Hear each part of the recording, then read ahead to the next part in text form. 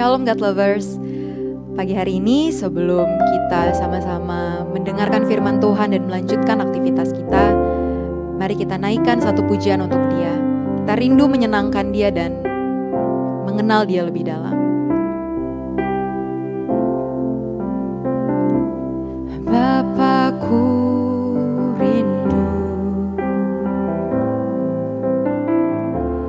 menyenangkanmu,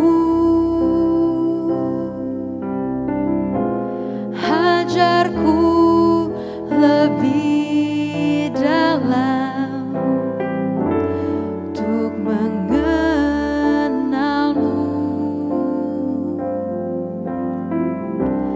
Bapakku pintar, layakkan aku, bawaku untuk menyembahmu di balik tirai yang suci, bertemu muka dengan muka, tenggelam di dalam kasih-Mu Bapa. Oh Tuhanku, rindukan selalu diam dalam bait-Mu. Haleluya, kami rindu Tuhan datang ke hadirat-Mu untuk mengenal-Mu, memahami-Mu Tuhan, menyembah-Mu, memuji-Mu. Bapakku rindu menyenangkanmu, hajarku lebih dalam untuk mengenalmu. Bapakku pintar, layakkan aku, bawaku untuk menyembahmu di balik tirai yang suci, bertemu muka dengan muka, tenggelam di dalam kasih-Mu Bapa. Oh Tuhanku, rindukan selalu diam dalam bait-Mu, bertemu muka dengan muka, tenggelam di dalam kasih-Mu Bapa. Oh Tuhanku, rindukan selalu diam dalam bait-Mu. Oh Tuhanku, rindukan selalu diam dalam bait-Mu. Oh Tuhanku, rindukan selalu diam dalam bait-Mu.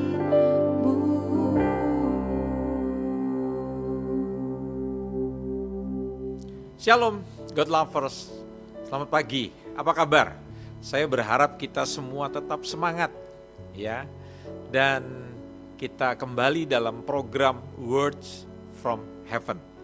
Kali ini kita akan berbicara tentang bagaimana caranya kita bereaksi positif terhadap persoalan-persoalan kesulitan yang datang dalam kehidupan kita. Di dalam Kejadian 12 ayat yang keempat, lalu pergilah Abram seperti yang difirmankan Tuhan kepadanya, dan Lot pun ikut bersama-sama dengan dia. Abraham berumur 75 tahun ketika ia berangkat dari Haran. Nah, dalam cerita Abraham dipanggil Tuhan, Tuhan menjanjikan satu negeri kepadanya dan akan membuatnya menjadi bangsa yang besar, memberkatinya, membuat namanya masyhur dan hidupnya akan menjadi berkat. Saudara tahu, perjanjian ini adalah perjanjian yang kalau dipikirkan secara manusia itu tidak masuk di akal. Bahkan sampai usia yang lanjut, Abraham itu tidak mempunyai keturunan daripada istrinya yang bernama Sarai. Jadi rasanya perjanjian Tuhan itu bukan hanya mustahil gitu ya. Kalau saya bilang itu sudah jadi mustahil. Tetapi yang menarik dari cerita ini, Abraham itu gak pernah mengajukan syarat atau usul tertentu. Dia hanya beriman, dia hanya percaya. Dan saudara tahu, bukti kepercayaannya, dia menyediakan diri dan membiarkan dirinya dipakai oleh Tuhan untuk rencana Allah yang besar. Dan dia pergi seperti yang difirmankan Tuhan kepada Abraham. Jadi waktu Tuhan berfirman, dia tidak berpangku tangan. Dia tidak bersikap pasif. Namun dia bereaksi secara positif. Saudara tahu, seringkali keraguan, ketakutan dalam hidup manusia itu terjadi karena kita cuman diam di rumah saja. Diam di dalam kamar. Dan kita tidak mau bertindak. Ayo, pada waktu saudara keluar dari kamar dan saudara keluar berani bertindak, perhatikan. Anda akan muncul yang namanya keyakinan. Anda akan muncul yang namanya keberanian. Belajarlah seperti Abraham. Dia tidak bersikap pasif, tapi dia bersikap positif. Padahal usianya saudara-saudara 75 tahun loh. Saya mau kasih tahu, ada seorang pembantu presiden sekarang itu Pak Luhut bin Sarpanjaitan. Usianya sudah 75 tahun, tetapi energik, bahkan dipercayakan presiden dalam banyak penyelesaian kasus di negeri ini. Jadi jangan pernah menjadi alasan buat kita. Oh, saya sudah 55 tahun, oh saya sudah 58 tahun, ini sudah waktunya bersantai-santai dan lantas saya tidak punya waktu lagi untuk mentaati perintahnya Tuhan untuk pergi. Oh, Abraham gak begitu, dia gak bersantai-santai, usianya sudah senja, tapi dia bertindak dengan semangat. Kita dikatakan beriman saat kita tunduk pada perintah Tuhan. Jadi kalau saudara sungguh-sungguh percaya kepada dia, pasti kita tanpa ragu menuruti kehendaknya meskipun hasilnya mungkin tidak sesuai dengan keinginan daging kita. Saudara, kalau kita percaya kepada manusia yang tidak sempurna, kita mau menuruti ucapannya karena mereka atasan kita atau orang yang kita percaya, orang yang sukses. Saya mau tanya sama saudara, sukses mana? Tuhan itu sama orang yang kita anggap hebat di dalam hidup ini.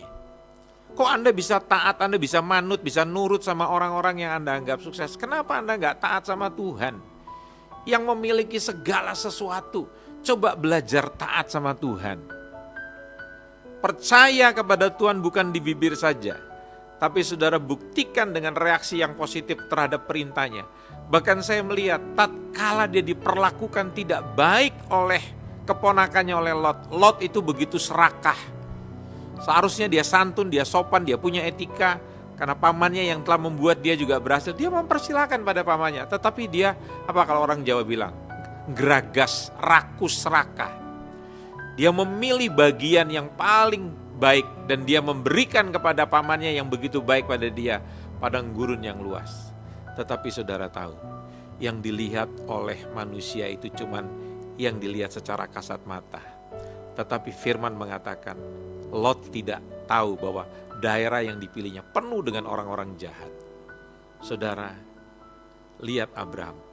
Tatkala dia diperlakukan yang tidak baik, dia tetap berespon dengan baik. Selalu memberkati demi kedamaian bersama. Jangan gara-gara harta Anda berantem, saudara. Mari berespon dengan benar terhadap Tuhan, terhadap sesama, walaupun saudara dizolimi, dijahatin, tetap bereaksi yang baik. Percayalah seperti Abraham, pada waktu perpisahan mereka, justru firman Tuhan datang kepada Abraham dan Tuhan berkata begini pada Abraham, Abram, lihat ke depan, ke samping, kiri dan kanan, belakang, sejauh matamu dapat melihat, semua akan kuberikan kepadamu. Orang yang bereaksi dengan positif, bereaksi dengan benar, memilih perdamaian ketimbang meributkan harta warisan, selalu akan mendapat berkat dari Tuhan yang luar biasa. Jadi saya mau katakan, orang yang beriman kepada Tuhan, mempercayai Tuhan, pasti akan belajar bereaksi secara positif terhadap firman Tuhan dan terhadap kejadian-kejadian yang sedang dia hadapi. Belajarlah jadi orang hebat seperti Abraham, Anda akan diberkati Tuhan dengan luar biasa. Amin. Mari kita berdoa. Bapa yang baik di dalam surga, terima kasih karena hari ini kami boleh mendengarkan renungan dari firman-Mu yang luar biasa. Kami percaya kami semua diberkati Tuhan dengan luar biasa pada waktu kami berespon dengan benar terhadap firman, terhadap perintah Tuhan, terhadap kejadian-kejadian yang negatif. Kami tidak ingin membalas yang jahat dengan yang jahat, justru kami ingin bereaksi taat dengan perintah Tuhan. Dan kami tahu ganjaran dari itu semuanya, hidup kami semakin dimuliakan Tuhan. Dalam nama Tuhan Yesus kami berdoa dan memberkati semua para God lovers yang menyaksikan tayangan ini. Amin. Nah, saudara-saudara yang diberkati oleh tayangan ini, mari bagikan link YouTube renungan ini kepada keluarga saudara, kepada kerabat saudara, kepada teman-teman. Jangan lupa ya God lovers, Tuhan memberkati Anda semua.